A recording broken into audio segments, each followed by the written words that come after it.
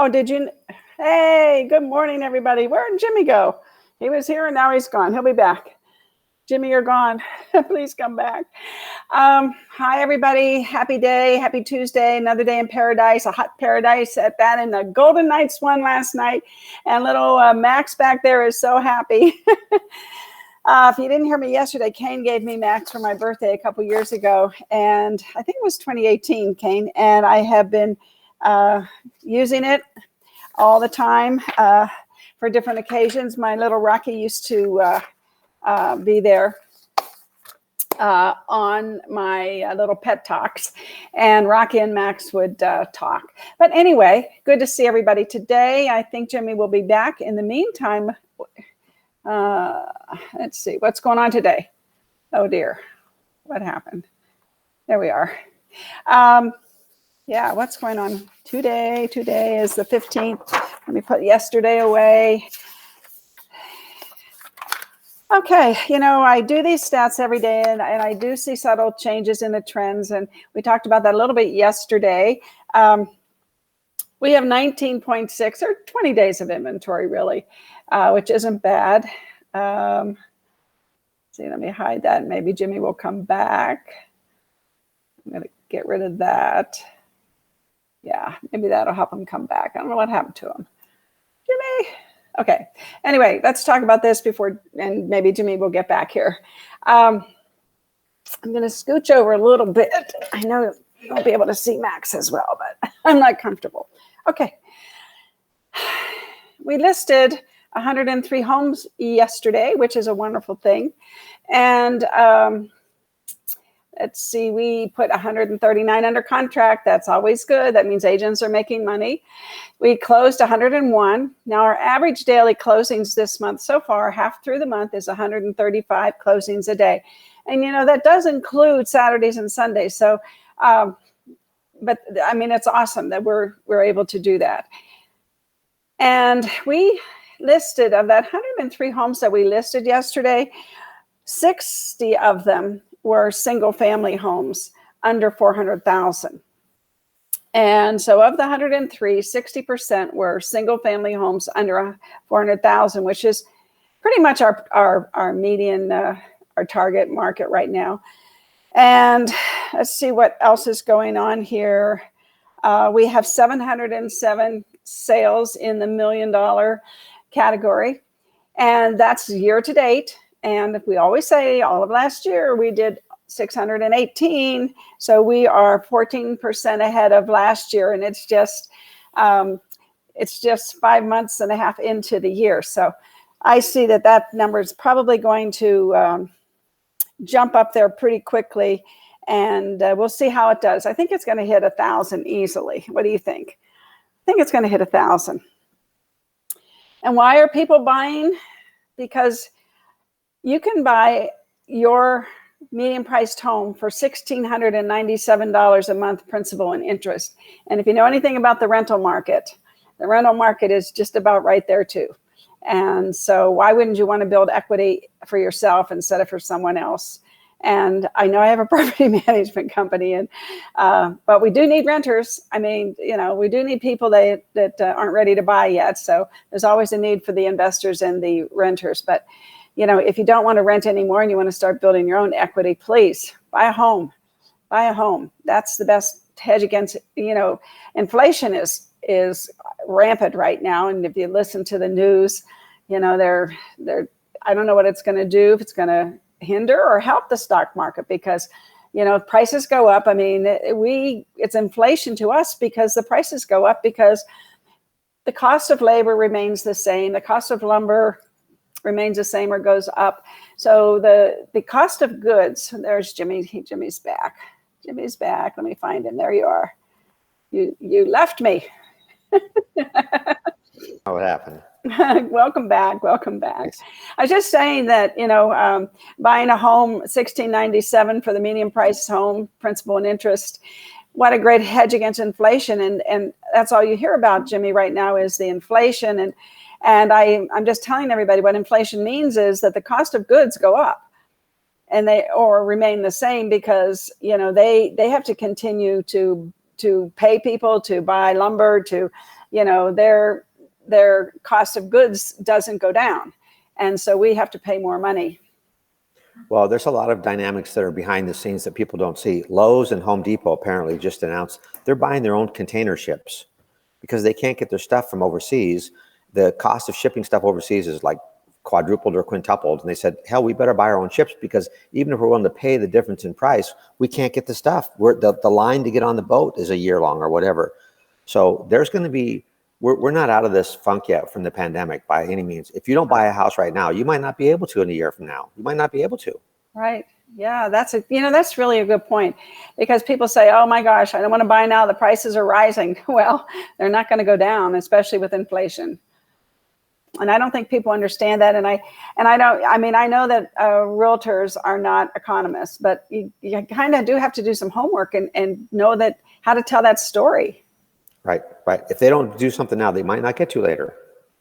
Right. Yeah. And like you said, Brian Buffini today did his podcast, and I listened to it, and he was talking about people being in a funk from being isolated from, like, he hasn't seen his parents for over a year because they're in Ireland. They're 90 years old, and his kids, couldn't commingle with their friends and what have you for a long time. So these things, this isolation and this not being around friends and family has an effect on us that perhaps we don't realize we are still in a funk. Mm-hmm. And that's what Brian said. You got to realize, if you don't feel like doing some of the things that you normally would do 3 years ago, 2.5 years ago, whatever, you may be in a funk. If your business isn't improving, it's probably because of the things you're not doing, because you're in a funk. Right. I mean, it's pretty much, let's see. I went over nothing going on with the homes except we put 103 listings in yesterday.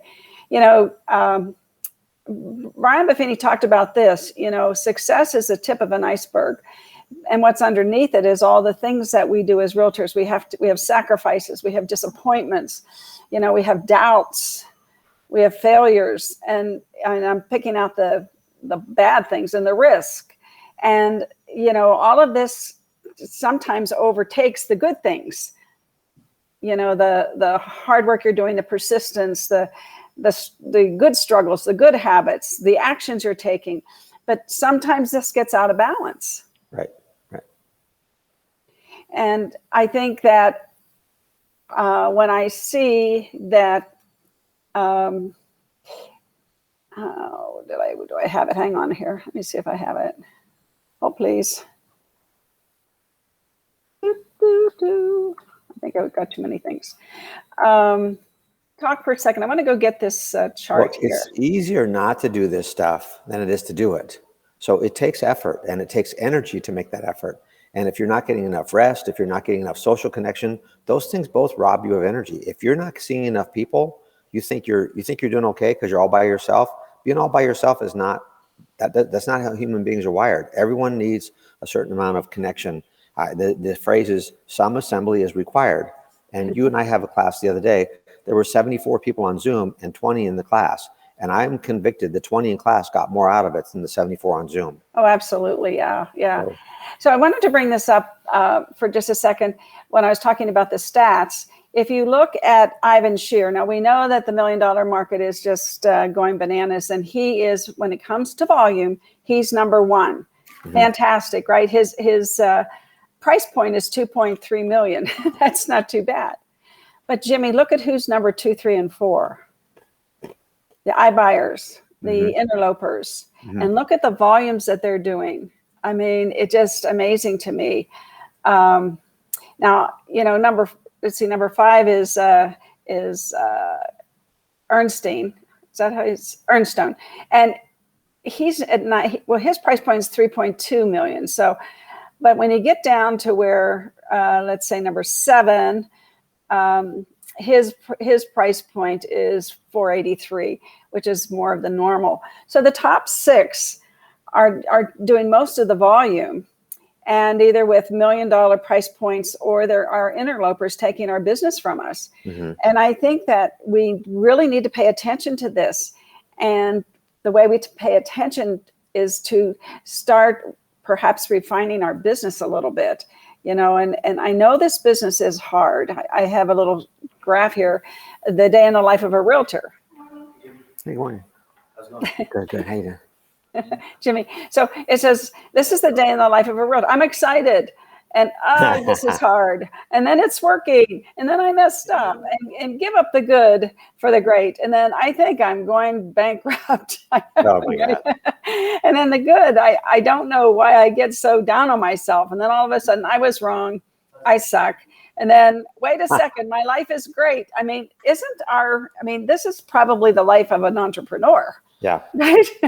And realtors are entrepreneurs. Why? Because they're building a business. And when you're building a business, you have no control over it unless you're selling pencils or something that you do have control over. But we're trying to, I don't want to say we're selling emotion, but we're kind of selling emotion. It's how we come across to people, and it's how they perceive us. And we have to be on our game every day. I mean, John, I know some days he'd wake up and he goes, well, it's showbiz today, right? Because you don't always feel like it. But in our business, it's a hard business. It just is. It just is hard. And so when we talk about, are you working really hard? Many people brag about working 80, 100 hours every week and working harder than anyone else in the room. But you know what, Jimmy? They don't do the things that they should be doing. Busy isn't working. And I know I've heard you say that. Yeah, the phrase is, to be effective, you have to prioritize. The difference between busy and effective is prioritization. So are you actually doing the first things first, whether it's your 5-5-5 or you're reaching out to people or whatever? But I think what you hit on here is I don't want to gloss over the fact that it is emotional business. It's an emotional business. And your clients are not going to have control of their emotions. And if you don't show up as he talks about sometimes the thermometer versus the thermostat. Are you telling the temperature or are you setting the temperature? You can't just be a thermometer and get all excited. It's that chart you just showed. I'm excited. I'm suck. I'm excited. Bankrupt. Oh, I thought it was really good. Now I have a closing. So we have to manage our own emotions, because when we meet someone else, we infect them with our energy, and we need to be the thermostat. They need to know it's going to work out okay, because they're going to go through those same emotions you just showed us. Oh, my packing boxes didn't show up. I can't rent a truck for the day I'm supposed to move. What if, oh my God, I have to be out of this house. They're going to be under all this pressure and all this stress. And we need to show up and be the voice of calm and help them through that. But they've got to be willing to pull the trigger. And so it's managing the emotions from getting them to take action, to calm down while we're in the middle of it. And if we can do that, that's when you earn the right to ask for referrals. Buffini says this over and over. First you give, and then you ask. But you have to ask. You have to tell them, look, I'm not too busy. When we say we're really busy, what you just said, oh, I'm really busy. I'm doing this and that. Well, I would have sent you a referral, but I thought you were too busy. Right. You have to be careful. Yeah. You have to be careful. You need to say it's a remarkable market. I'm working every day and I never am too busy for your referrals. Right. You need to say that, and when you said something about emotion, it reminded me last week, somebody came into the office, an irate owner, we have the property management business. Right. And so someone was trying to deal with the person, and the person was really upset. And so somebody says, Ruth, you better go out there. You better, So I walked out there with a smile on my face and I says, oh, hi, Jimmy, it's another day in paradise. And I hear it's going to get hotter, took his mind totally off his problem. Mm-hmm. And I tried to bring some joy and some peace to the situation. And it ended up being the secret sauce that allowed his angst to go away and calm down and solve the problem with our employees. So we really have control. Well, that's why I mentioned this the other day when he talked about the 10 scrolls in our Buffini class. I said, scroll number 2, scroll number 1, today I begin a new life. I will greet this day with love in my heart. That's number 2. I will greet, and you went out there and you greeted that day with love in your heart. And that's a really powerful strategy or tool to help people get back to reality. You just went out there and you greeted them with love in your heart. Who can stand against that? And that's what the chapter 2, the scroll number 2 talks about. There's so much power in just showing up and just being happy and friendly and excited about the day. It diffuses all their anger because they don't know it disconnects them from their anger, which is what you did. And you know what the beautiful thing is? I was kind of struggling with some situations. So I wasn't necessarily in the best mood, if I can say it that way. Yeah. But going out there and giving somebody some love and setting the temperature, as you say, changed my whole day. I felt so much better the rest of the day. I know. And I think that we forget that, you know, we have the ability to turn that light switch a different way. Right. I mean, I tell you all the time in class, every morning I turn on my happy switch. Why not? There you go. And then, of course, you know, things perk into the day, like, you know, we just showed that chart. But at the end of the day, we really, we really are in control. But sometimes, getting back to the funk, I think, though, that people get in a funk and they don't know it. Because again, if you're not with people, like we were connecting with people last week, how much fun was that in class with the classroom full? We are people to be with people. We can talk and see and hear for a reason. We're not meant to be alone. No, and you're right, but we have to guard against the not knowing that we're in the funk. And that's what you said, what Feeney was talking about. He didn't realize, or sometimes it happens just we don't realize that we're in a funk because we're in the middle of it. Exactly. And one of the things that he talked about, let me see if I can find this slide now. Hang tight. I will persevere here and find it. That iceberg slide is a good one. It really has a lot of points on that one slide. You could do a 20-minute talk just on that one slide. Yeah. And here's another one. The 3 types of people you surround yourself with. It's important to have someone who always thinks positive and keeps you believing. And I really want to be that person. And I think you do too. And we need someone to keep pushing your work ethic to new heights. And I think that's also me and you, Jimmy. And then this person will keep you level-headed and make sure you're thinking deeper into actions.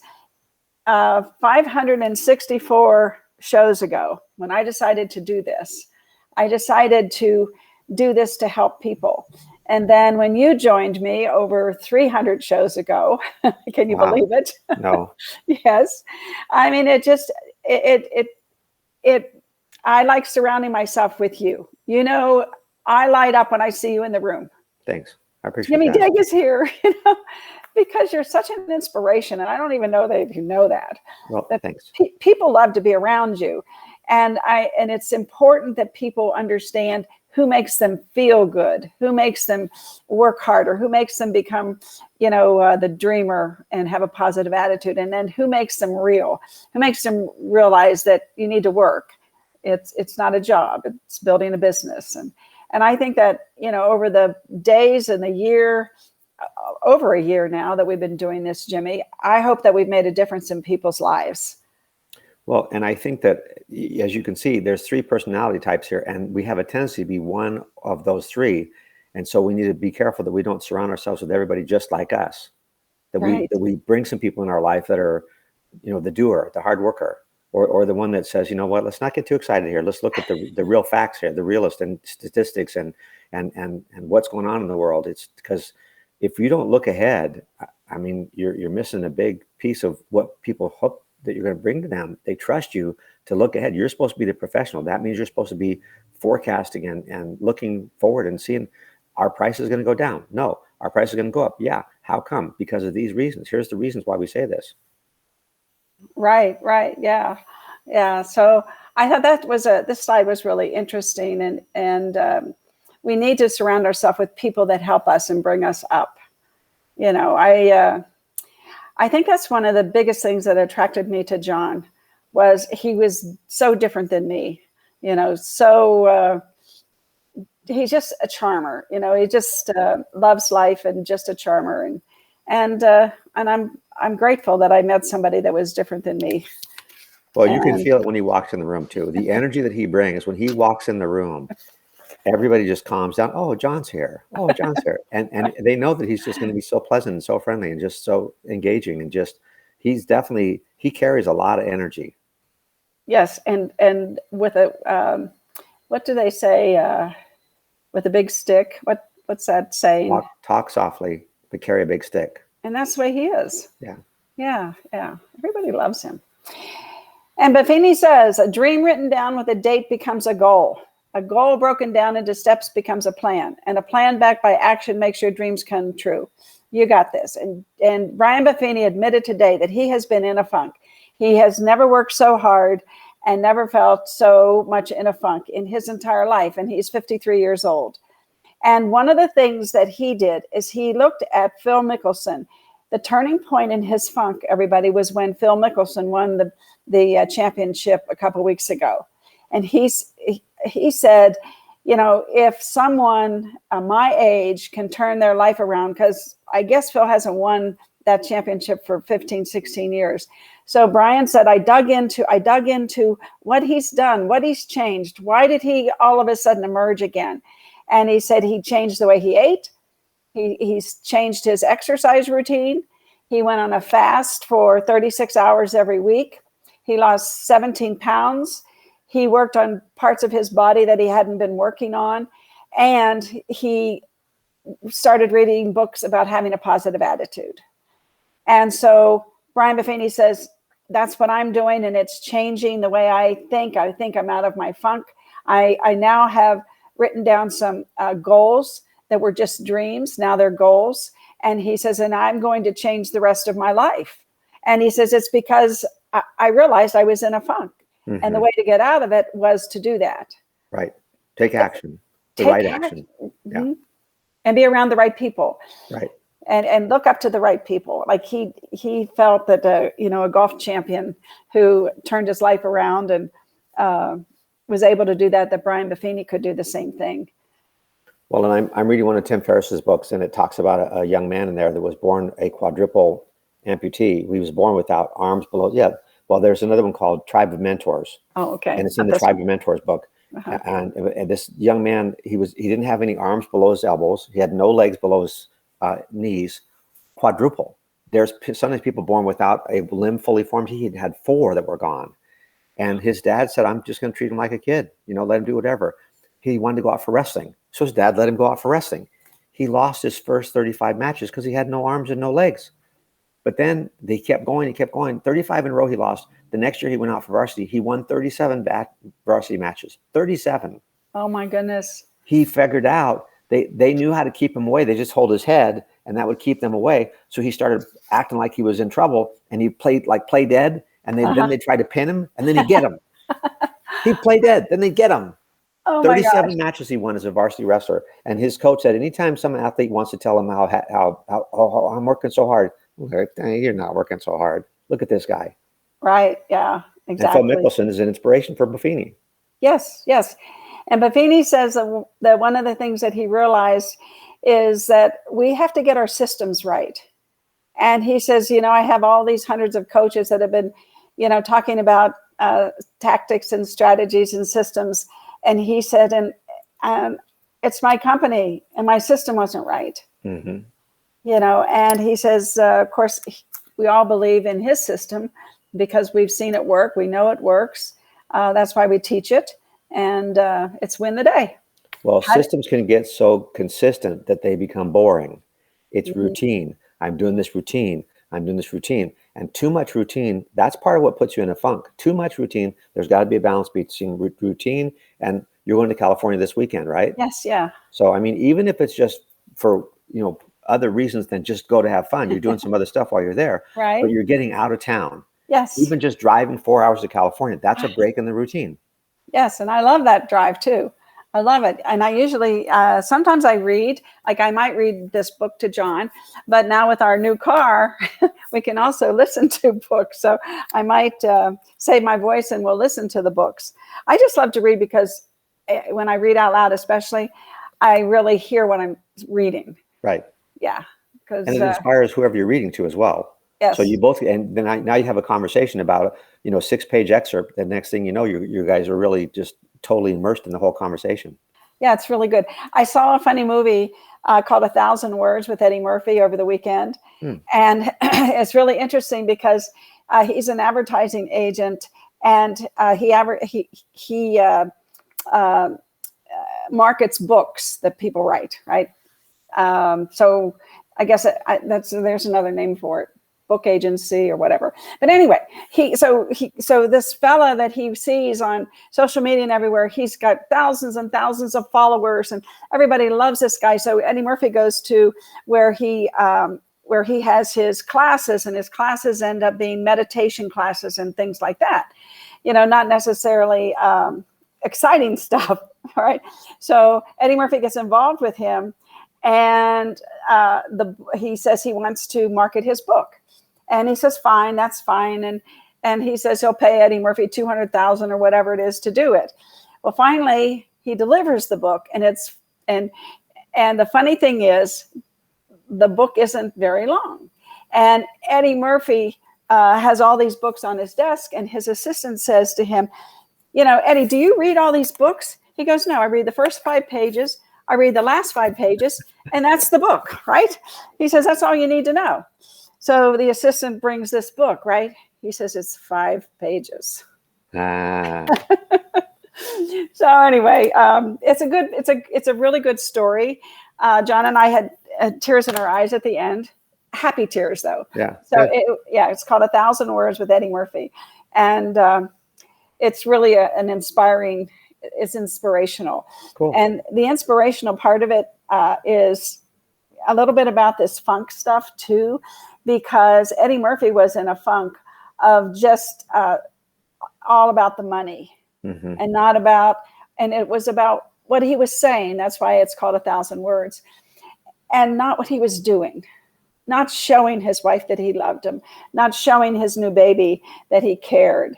And that's, it reminds me of real estate and what Brian Buffini is saying. We have to show people that we care. We have to call people. Win the day, make 5 phone calls, write 3 personal notes, touch somebody's day. You don't know how they feel, and you might be the difference. What did Brian say? That someone 80 years old came to him and said, you wrote this to me 20 years ago, and it's on my desk every day because it was a positive message, something that resonated with this gentleman.